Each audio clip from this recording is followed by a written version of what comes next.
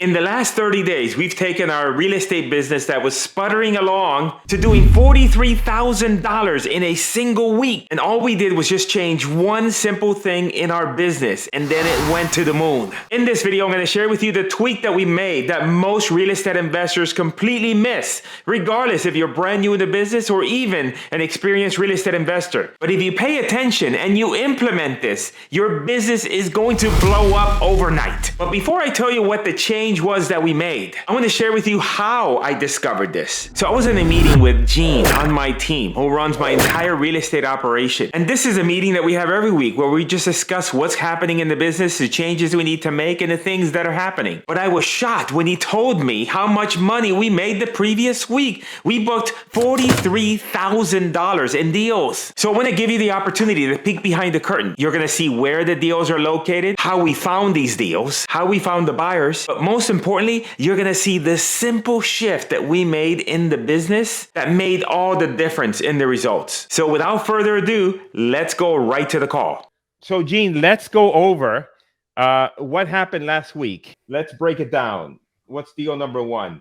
Okay, deal number one is Ward, Arkansas.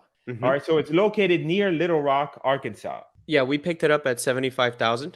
Yeah, and we are assigning it for $85,000.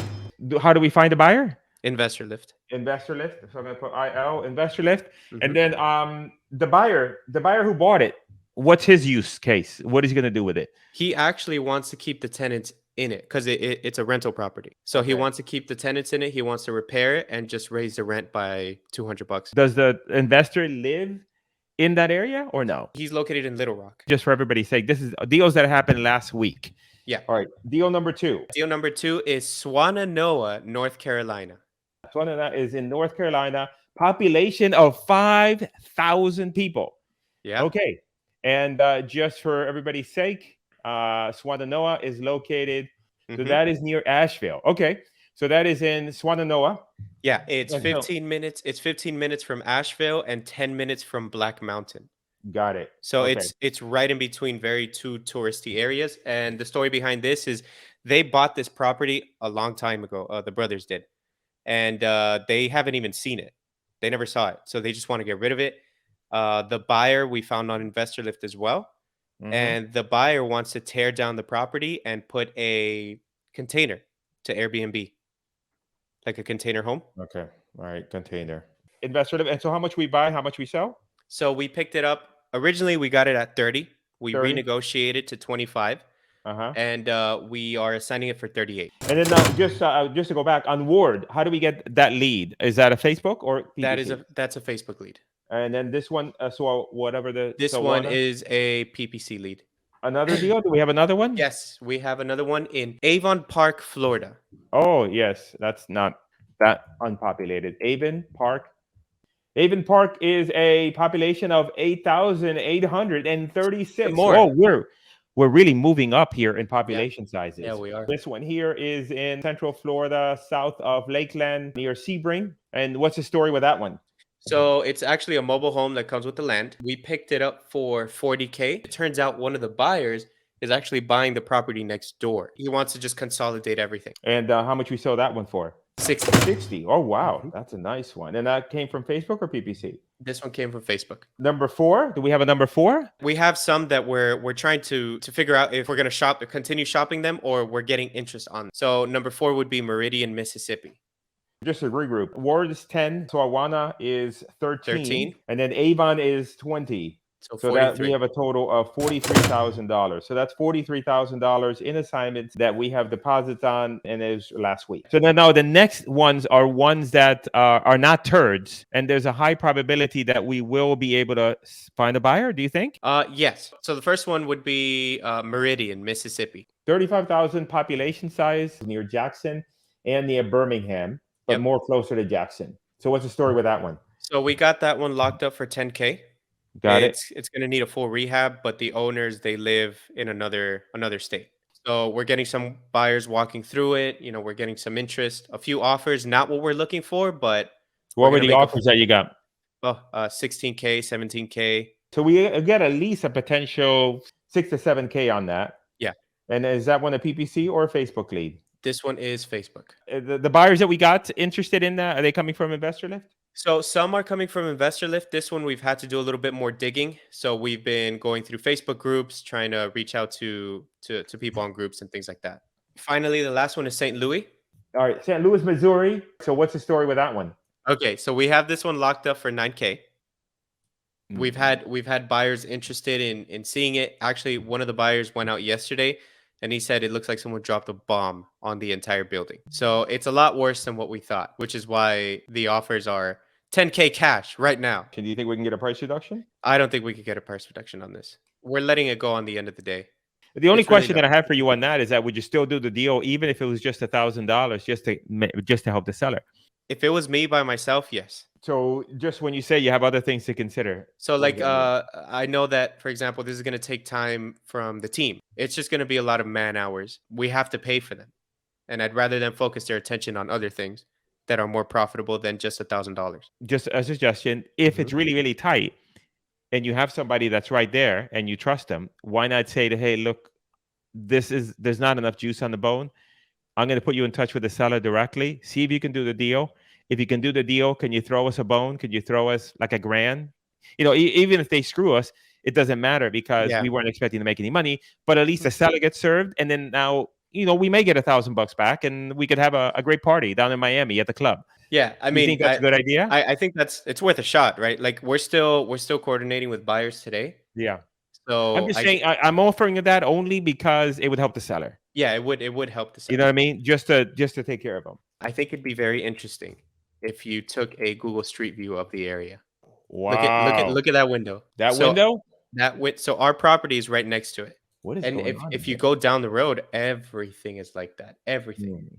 Hey, if you are watching this video, and I'd be curious to know if you're in St. Louis, Missouri, and you know this area, let us know what is going on in this area that looks like a bomb just went off over here. So now I understand why that property was picked up so cheap. So now all of a sudden this past week we had a great week. Yeah. All from online leads, all from small towns. I know you mentioned that there was a few things in particular that really turned the corner for you internally to allow you to do this. So my question is, what made the difference to go from, hey, we're a little bit sputtering along to now all of a sudden it seems like we picked up some momentum? What is that? I think the biggest thing, number one, was knowing when to cut off the deal. If you're investing your time, your energy, and your efforts on something that is just not gonna sell, then there's no point. Because then you're wasting time, chasing and with hoping and praying that a deal is going to sell, but it has no chance. And number two is being extremely aggressive with contacting your buyers. We think we only need to be aggressive with our sellers, trying to get a hold of them, get them on the phone and everything, right? By aggressive, I mean blow them up. Like text them, call them, email them, be persistent. For example, in Investor Lift, they have the option of requesting information, right?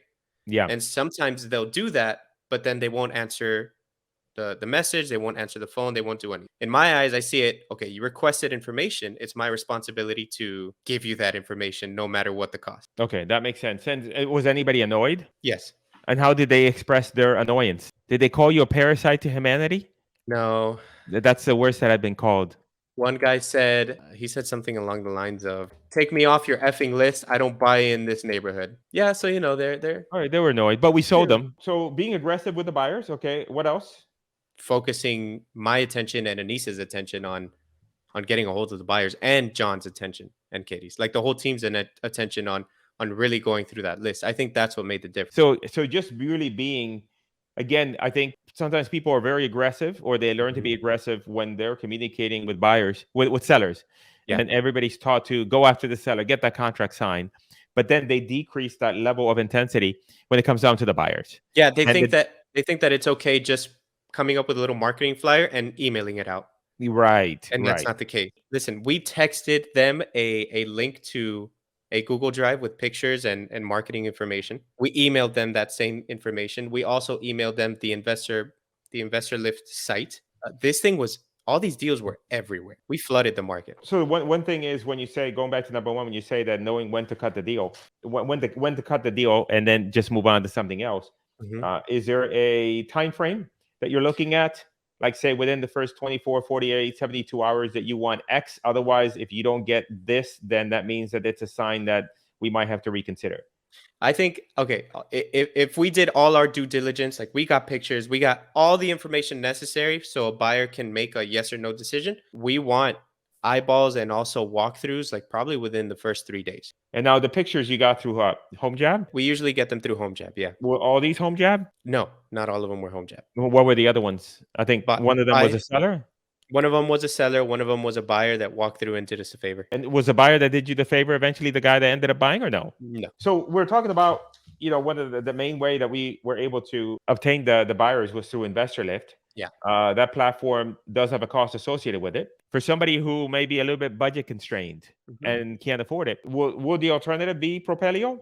It could be, yeah. Okay.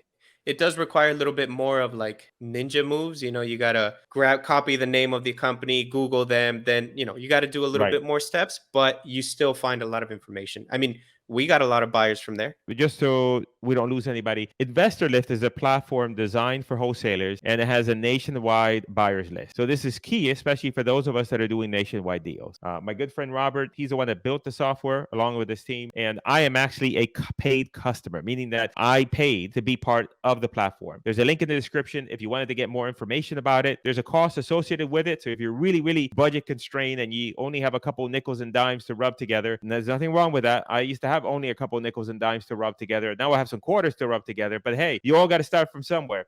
Then it might be cost prohibitive, because then you got to really push on marketing. You got to get marketing. You got to get people through the door. So the alternative to use on that, if you couldn't use that, would be Propelio. So Propelio has a great buyer search as well. And let me know in the comments if you'd like for me to do a video on that at some point. Propelio, the difference is that there's more legwork. With Investor Lift, they give you emails, they give you phone numbers, they give you so much data that you can access. And there's so much, makes it easier for you versus Propelio. Propelio is the equivalent of, if I wanted to go to the grocery store, Investor Lift is I'm going to get in my car. I'm going to drive to the grocery store. I'm going to take my groceries, put them in the trunk of the car, and I'm going to get home and put them in the refrigerator. And that is just so easy. Propelio is going to be me taking my bicycle to the grocery store. I'm going to have my little basket. I have to, it's the middle of the day. I might be sweating my balls off. It might be raining. There might be a lot of work involved. Eventually, I'll get home a few hours later, but I'll be tired and I'll be like, oh my God, I can only go to the grocery store at least once a week because this thing is really, really tough. Would you say that's accurate, Gene? I would say yes, but Investor Lift is more like Instacart. Just to reiterate, the deals that we're doing right now are all coming from Facebook ads and PPC. Yep. If you're looking to get started, Facebook is the easiest. It's going to give you the most amount of leads, the cheapest leads as well. And it's going to give you volume, which you need when you're a brand new investor. Once you do a certain number of deals, you can incorporate PPC into the mix and start doing that, because PPC is going to require a higher budget. We're running these campaigns all across the country, which means that we're getting deals, as you saw in our video here, in little towns that we never even heard about before until the lead came in. And so that's really important. However, the benefit to that is that it enables us to do deals in areas where there's not that much competition, where these sellers are not being targeted by other real estate investors. And yet there is still demand. There's still people that are looking for these deals. And now we're a conduit to be able to help find those deals for the investors. But at the same time, we're helping the property owners get rid of a property that they would have otherwise struggled in order to get done, because a lot of the real estate agents don't want to deal with these small towns. A lot of the real estate agents, if a seller calls them with a deal, that's say $20,000 deal, and they're looking at their commission and making 3% off of that deal and making $600, they're not really going to pay attention to that property owner. So that property owner doesn't have anybody. That's where we come in. We help them. We make money in the process. The investor gets a deal, and it's a win-win for everybody. So how do you find these deals using Facebook ads? Well, the next thing you need to do is watch the video that'll appear here or here somewhere. There's a video. Click on that video. It's the next video. It's going to tell you step by step exactly how we run these campaigns, so that way you can do the same.